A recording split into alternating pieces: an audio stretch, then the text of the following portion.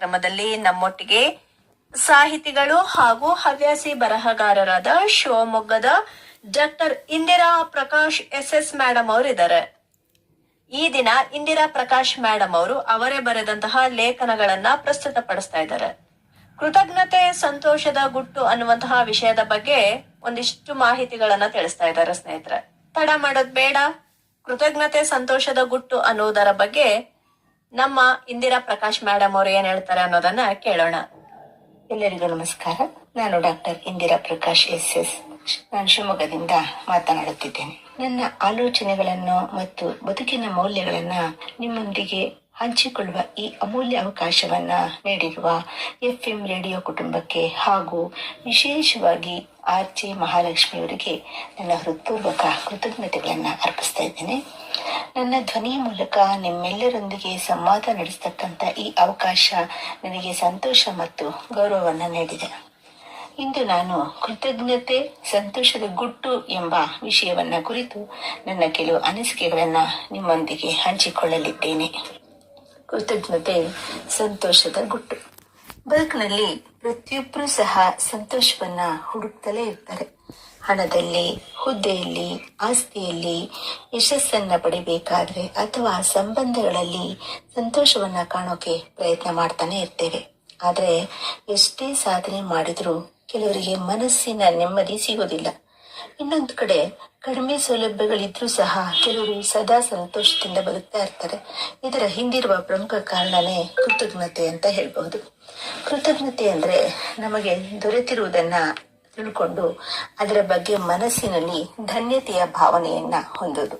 ಇದು ಕೇವಲ ಧನ್ಯವಾದ ಅಂತಕ್ಕಂಥ ಪದ ಅಲ್ಲ, ಬದುಕನ್ನ ನೋಡ್ತಕ್ಕಂಥ ಒಂದು ಸುಂದರವಾದ ದೃಷ್ಟಿಕೋನ.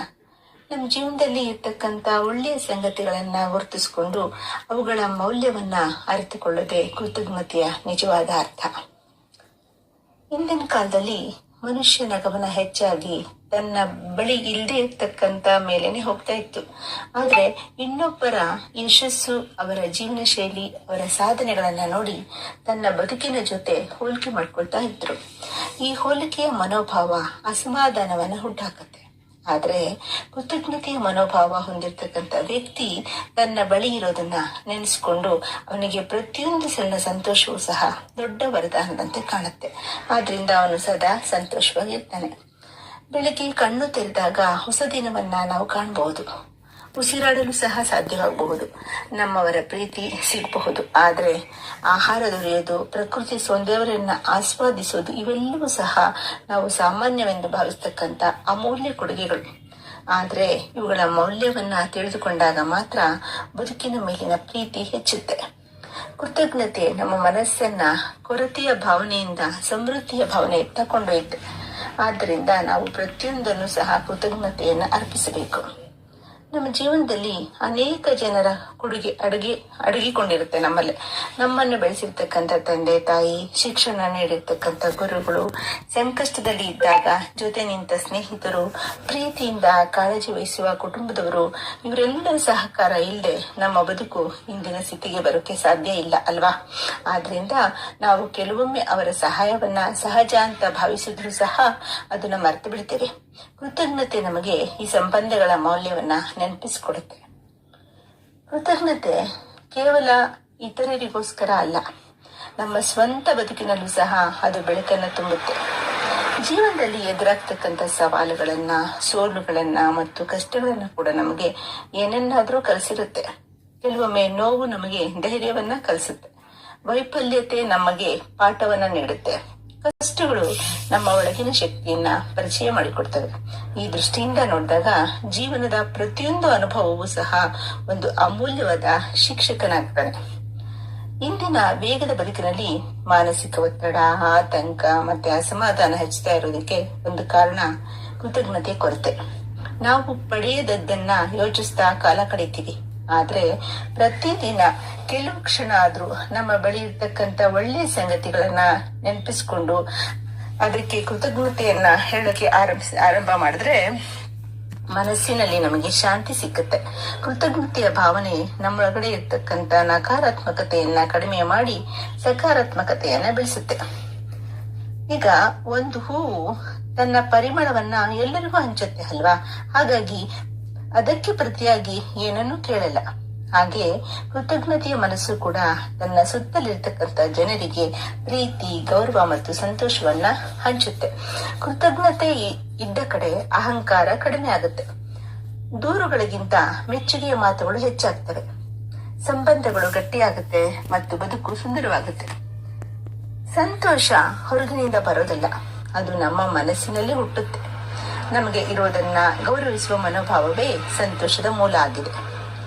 ಕೃತಜ್ಞತೆ ಜೀವನದ ಪ್ರತಿಯೊಂದು ಕ್ಷಣದಲ್ಲೂ ಅರ್ಥವನ್ನ ಕಂಡುಕೊಳ್ಳಕ್ಕೆ ಸಹಾಯ ಮಾಡುತ್ತೆ. ಅದು ನಮಗೆ ಇನ್ನು ಏನ್ ಬೇಕು ಅಂತಕ್ಕಂಥ ಪ್ರಶ್ನೆಯಿಂದ ಈಗಾಗಲೇ ಎಷ್ಟು ದೊರೆತಿದೆ ಎಂಬ ಅರಿವಿನತ್ತ ನಮ್ಮನ್ನ ಕರೆದೊಯ್ಯುತ್ತೆ. ಆದ್ರಿಂದ ಪ್ರತಿದಿನ ಒಂದು ಕ್ಷಣ ನಿಂತು ನಮ್ಮ ಬದುಕನ್ನ ನೆನಪಿಸಿಕೊಳ್ಳೋಣ. ನಮ್ಮನ್ನ ಪ್ರೀತಿಸುವವರನ್ನ, ನಮಗೆ ನೆರವಾದವರನ್ನ, ನಮಗೆ ಸಿಕ್ಕ ಅವಕಾಶಗಳನ್ನ ಮತ್ತು ದೇವರು ನೀಡಿರ್ತಕ್ಕಂಥ ಅನುಗ್ರಹವನ್ನು ಸಹ ನಾವು ಸ್ಮರಿಸೋಣ.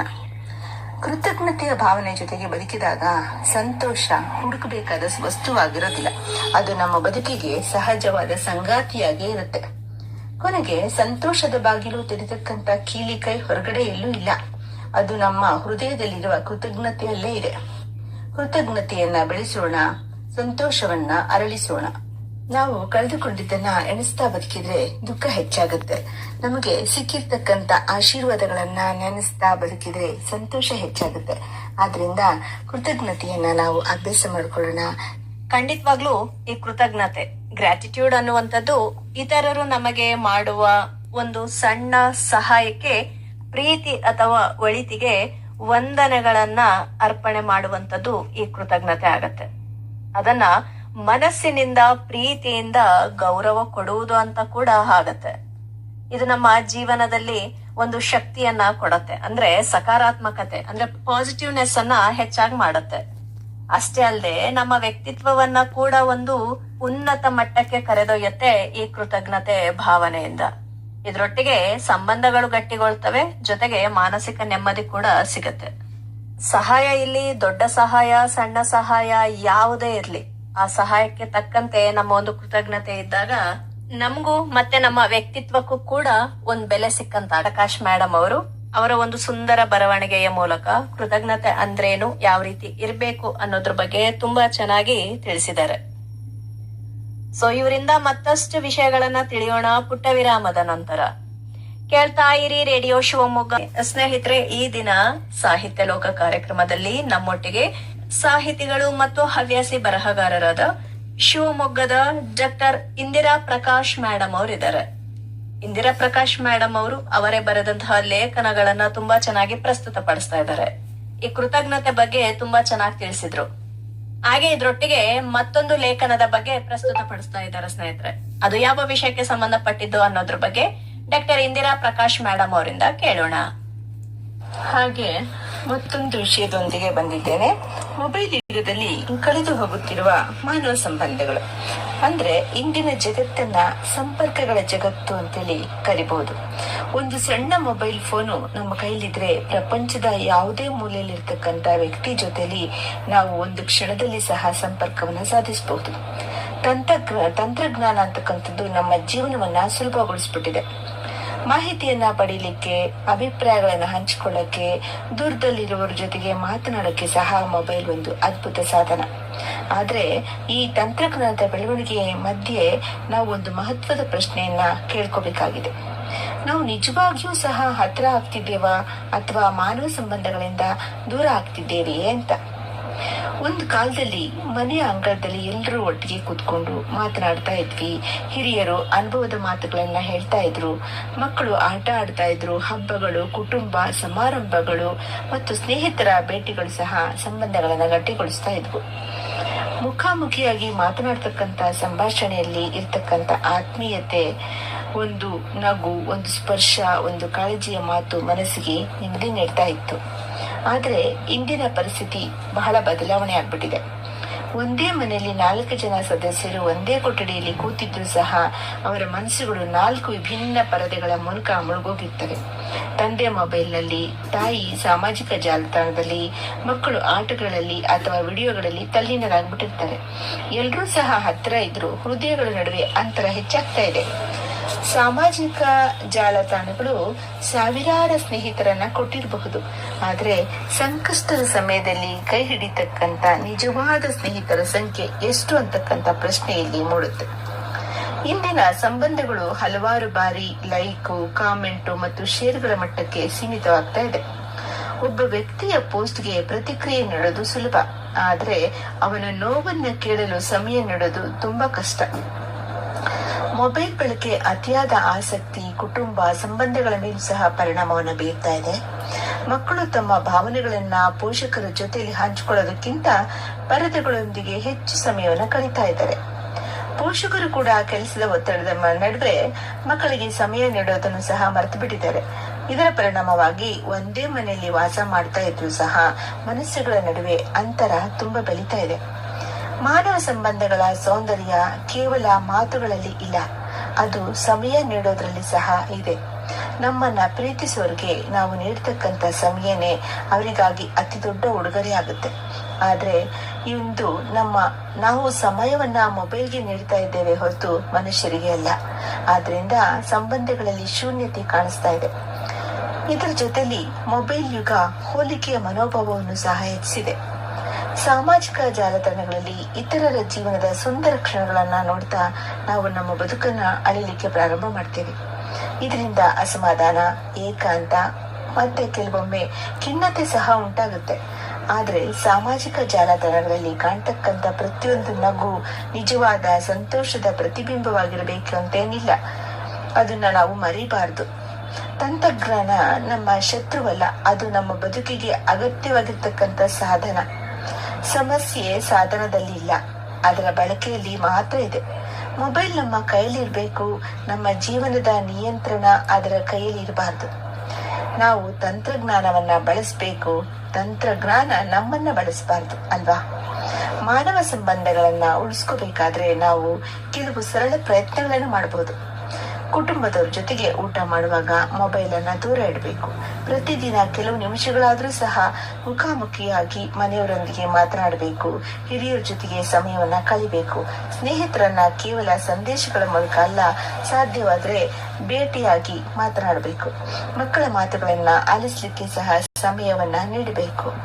ಒಂದು ಕಾಳಜಿಯ ಮಾತು, ಒಂದು ಪ್ರೀತಿಯ ನಗು, ಒಂದು ಆತ್ಮೀಯ ಭೇಟಿ, ಇವು ಯಾವುದೇ ತಂತ್ರಜ್ಞಾನದಿಂದ ಬದಲಿಸಲಾಗತಕ್ಕಂತ ಮಾನವೀಯ ಮೌಲ್ಯಗಳಾಗಿವೆ. ಸಂಬಂಧಗಳು ಬದುಕಿನ ನಿಜವಾದ ಸಂಪತ್ತು.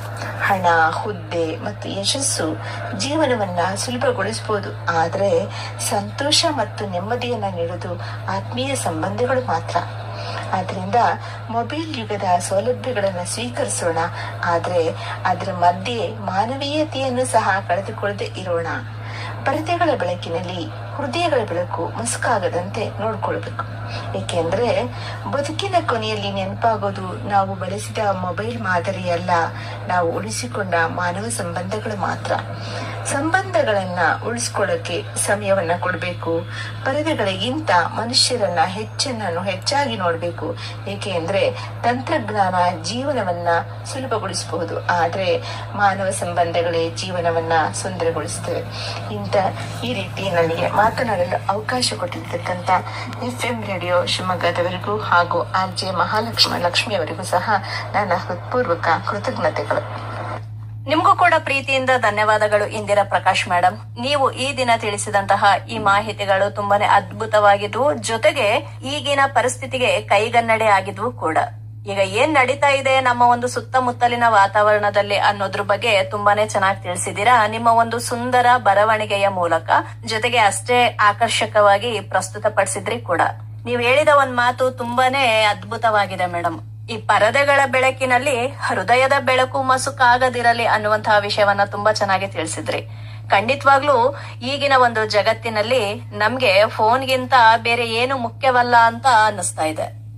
ಆದ್ರೆ ಮುಂದೊಂದು ದಿನ ಇದಕ್ಕಿಂತ ಮುಖ್ಯವಾಗಿರುವಂತಹ ಪ್ರೀತಿಯ ಸಂಬಂಧಗಳನ್ನ ನಾವು ಕಳ್ಕೊಳ್ಬಾರ್ದು ಅನ್ನೋದ್ರ ಬಗ್ಗೆ ಈಗಿಂದನೇ ಎಚ್ಚೆತ್ಕೊಂಡ್ರೆ ಜೀವನ ಕೂಡ ತುಂಬಾ ಚೆನ್ನಾಗಿರತ್ತೆ, ಜೊತೆಗೆ ಸಂಬಂಧಗಳಿಗೂ ಕೂಡ ಬೆಲೆ ಕೊಟ್ಟಂತಾಗತ್ತೆ ಅಂತ ಹೇಳ್ತಾ ಮತ್ತೊಮ್ಮೆ ಡಾಕ್ಟರ್ ಇಂದಿರಾ ಪ್ರಕಾಶ್ ಮೇಡಮ್ ಅವರಿಗೆ ಧನ್ಯವಾದಗಳನ್ನ ತಿಳಿಸ್ತಾ ಮುಂದಿನ ಸಂಚಿಕೆಯಲ್ಲಿ ಹೊಸ ಹೊಸ ವಿಷಯಗಳೊಟ್ಟಿಗೆ ನಾನು ನಿಮ್ಮೊಂದಿಗೆ ಸಿಗ್ತೀನಿ.